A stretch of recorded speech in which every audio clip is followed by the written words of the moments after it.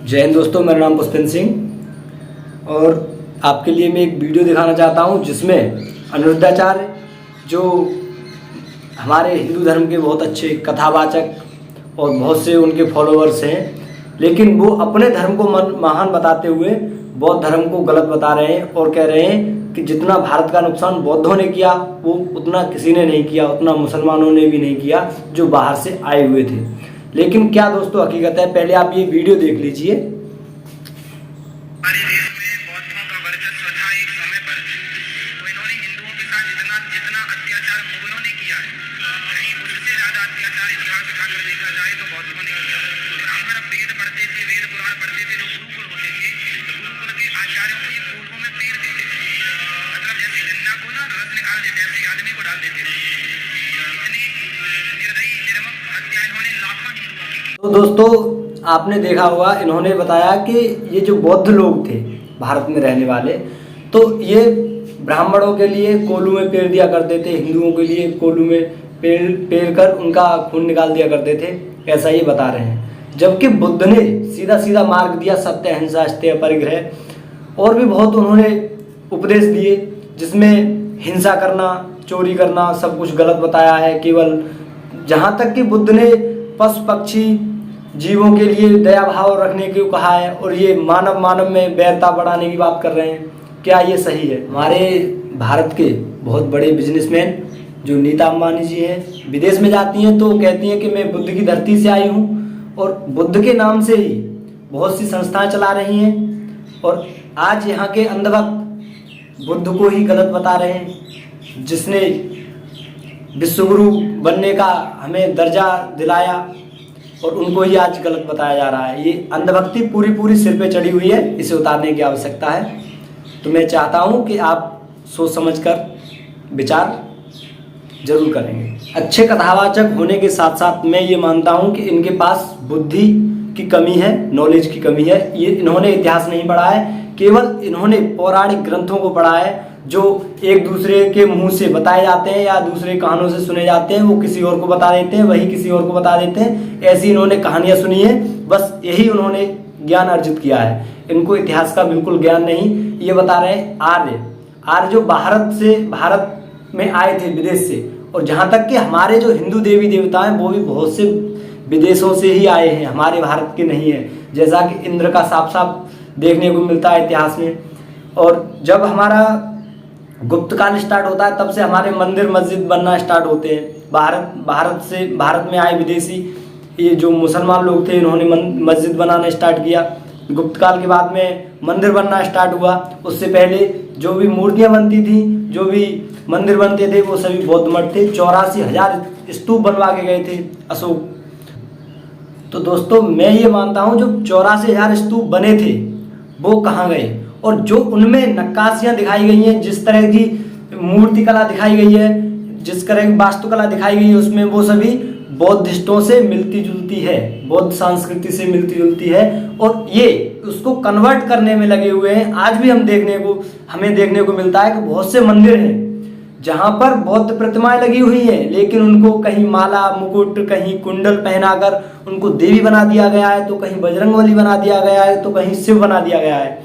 हमें एक बार नहीं बहुत बार देखने को मिलता है। और अगली वीडियो में ये कहते हैं कि 1 ग्राम घी जलाने से हमें 1 टन ऑक्सीजन मिलती है। उसका वीडियो मैं आपके लिए दिखा रहा हूँ। दीपक जलाने का एक सबसे वैज्ञानिक कारण यह रहा है कि 1 तोला घी जब जलता है तो 1 टन ऑक्सीजन पैदा होती है। ये मैं नहीं कह रहा हूँ, साइंस कहता है।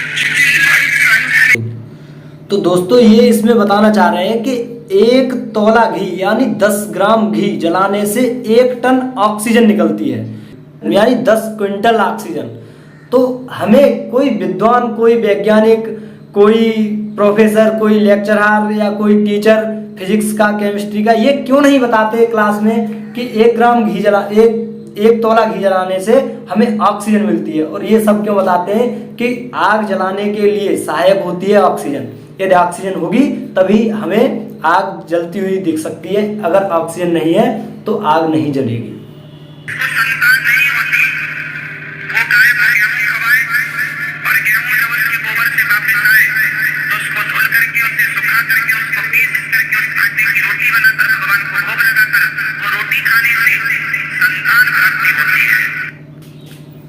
तो दोस्तों आप देख रहे हैं ये गोबर का इतना ट्रेंड बता रहे हैं, इतनी अच्छी दवाई बता रहे हैं कि जिसको संतान प्राप्ति नहीं हो रही तो वो लोग क्या करें, गाय को अनाज खवाएं, फिर जो अनाज निकले गाय के गोबर से उस अनाज को धो करके सुखा करके पीस करके और फिर उसको किसी महिला को खिलाएं जिसके बच्चे नहीं होते हों, तो उसको खिलाने से बच्चे पैदा हो जाएंगे।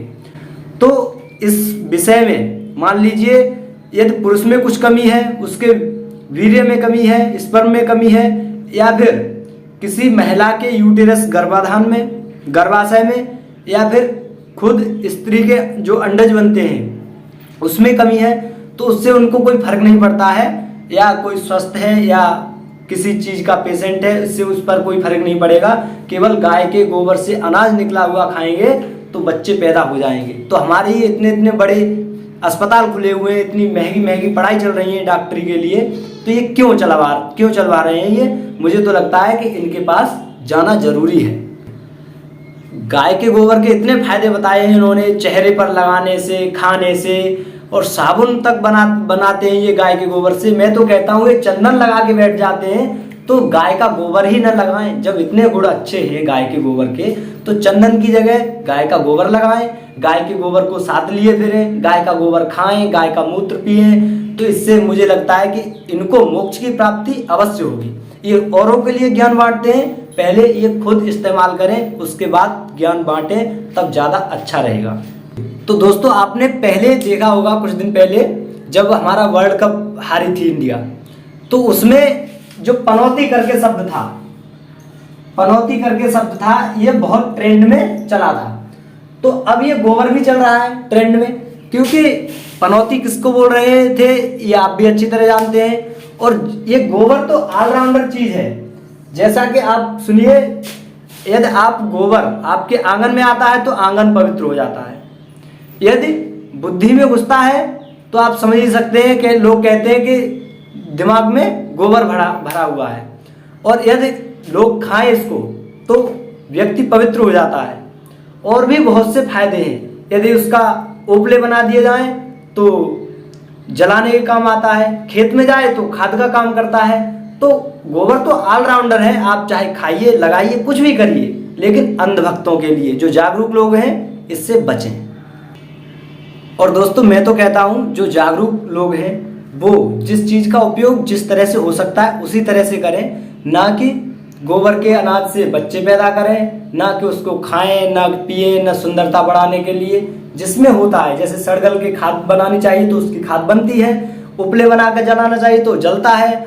ऐसे काम जो उपयोगी हैं कर सकते हैं। वैसे दोस्तों मेरी अनिरुद्धाचार्य जी से कोई दुश्मनी नहीं है, कोई बैरभाव नहीं है, लेकिन जब ये किसी महान धर्म के लिए ये ऐसा बोलते हैं, धम्म के लिए बोलते हैं, तब बुरा लगता है। किसी ऐसे व्यक्ति के लिए जो समाज के लिए, जिसने अपना जीवन त्यागा हो, समाज के लिए अपना पूरा जीवन लगा दिया हो और जाकर लोगों को शिक्षित बनाया हो, उनके लिए ऐसा बोलते हैं तो अच्छा नहीं लगता। जैसा कि आपने सुना ही होगा, गौतम बुद्ध एशिया की लाइट कहे जाते हैं, और उनके लिए ऐसा बोल रहे हैं। तो मैं ये मानता हूं कि ऐसे ही लोग जो पाखंडी लोग हैं उस बौद्ध धम्म में आ गए होंगे और उनके षड्यंत्र से उस धम्म को खराब किया गया होगा, उनकी एक प्रोपोगेंडा रहा होगा, इसलिए उस धम्म में ऐसी कमियां देखने को जरूर मिलती हैं। और इस बात से मैं सहमत हूं कि कुछ कमियां हर एक धम्म में, हर एक चीज में रह जाती हैं। जहां तक कि कहते हैं कि भगवान जिस पे गलती ना हो उसे हम भगवान कहते हैं। तो हमारे कौन से ऐसे भगवान हैं?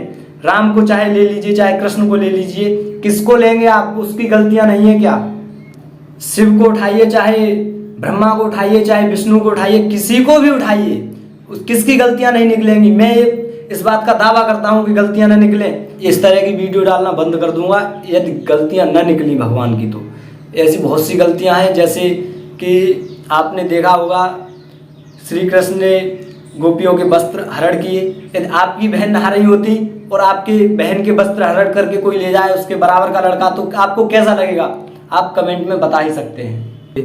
तो दोस्तों राम को ही देख लीजिए, भगवान श्री राम को, उन्होंने अपनी पत्नी को जो गर्भावस्था में थी छोड़ दिया और उन्हें अग्नि परीक्षा भी देनी पड़ी, और भगवान श्री राम को कोई परीक्षा नहीं देनी पड़ी। तो मैं तो कहता हूँ जब यदि परीक्षा देनी पड़ती तो दोनों को देनी पड़ती, केवल पत्नी को ही क्यों? भगवान राम की जो पत्नी थी उनको ही क्यों? और हमारे महाकाल शिव हैं, वो लोगों को मैसेज दे रहे हैं कि जितनी ज़्यादा नशा पत्ता की करो उतना ही भगवान की प्राप्ति होगी या वो उनको प्राप्त हो जाएंगे। तो इस वजह से हमारे युवा, भारत के युवा बहुत से ज़्यादा लोग नशा कर रहे हैं, गांजा चरस खूब पी रहे हैं। तो ये क्या भगवान के गुण हैं? तो दोस्तों, आप सभी भगवानों के बारे में अच्छी तरह जान लें। यदि जब अच्छी तरह जान जाएंगे तब आप ही निष्कर्ष निकाल पाएंगे कौन भगवान कितने पानी में है, और तभी आप माने कि हम इस धर्म को मानते हैं, इस भगवान को मानते हैं, इस देवी देवता को मानते हैं। पहले उसके बारे में अच्छी तरह से जानना जरूरी है।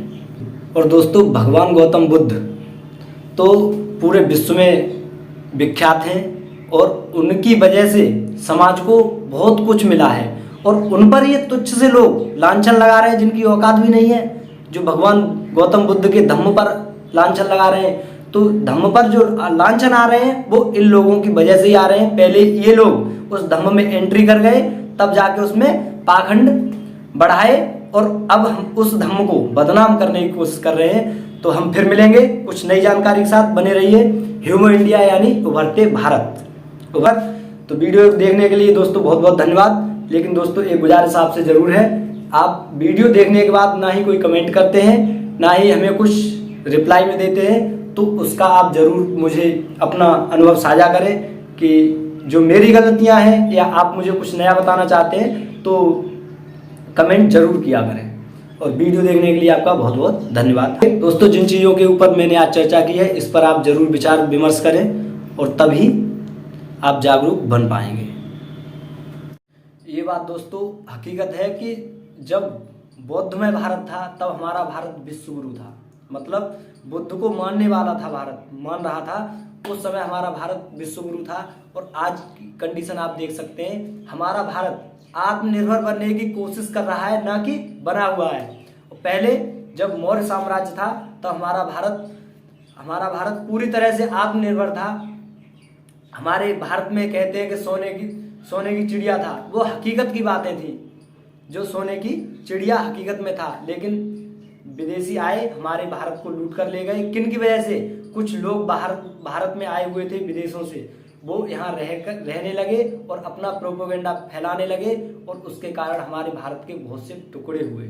और वही अंधभक्त आज भी अपने धर्म को श्रेष्ठ बता कर हमारे जो मूल निवासी हैं उनके लिए गलत मैसेज दे रहे हैं और गलत रास्ते पर ले जा रहे हैं कि भक्ति करो तब मिलेगा कुछ, पढ़ाई लिखाई में कुछ नहीं रखा। छोटी सी बाली सी उम्र से बता रहे हैं कि भक्ति करो, लेकिन अपने बच्चों को विदेश में पढ़ने के लिए भेजते हैं। क्यों?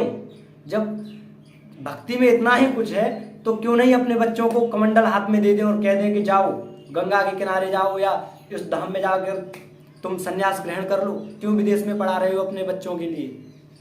और जहाँ तक कि हमारे प्रधानमंत्री जी जाते हैं विदेश में तो कहते हैं कि मैं बुद्ध की धरती से आया हूँ।